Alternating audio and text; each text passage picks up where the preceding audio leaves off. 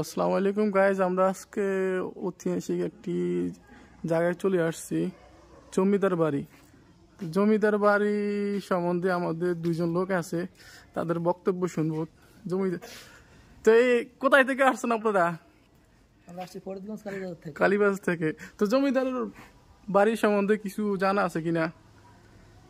এখানে প্রাচীনকালে জমিদাররা তাদের থাকার জন্য বিশাল বিশাল বাড়ি তৈরি করছে এবং সেই বাড়িগুলো আজ ঐতিহ্যবাহী হিসেবে সবাই দেখতে আসছে।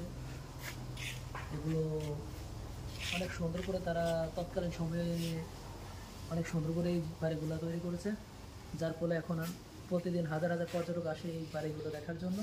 এখানে অনেক সৌন্দর্য, অনেক প্রাচীন ঐতিহ্য রয়েছে, যা আমরা এই জন্যই আসছি এখানে দেখার জন্য। আচ্ছা, ঠিক আছে। এটা হচ্ছে চাঁদপুর ফরিদগঞ্জ উপজেলার একটা ঐতিহাসিক জায়গা, রূপসা। এটা সবাই রূপসা জমিদার বাড়ি নামে চিনে, আপনারা সবাই আসবেন। আর এটা প্রায় 200 বছর আগে বাড়িটা সাধারণত নির্মাণ করা হয়েছে, যখন জমিদারি শাসন ছিল। জমিদার বাড়ির ভিতরে একটু আসলে কি হবে?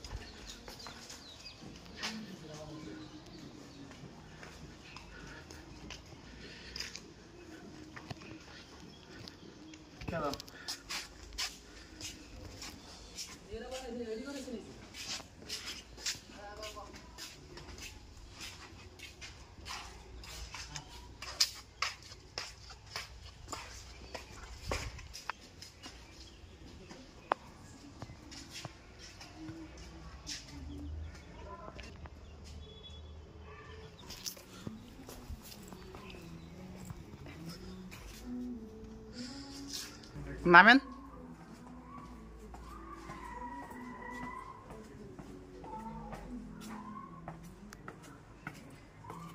এদিকে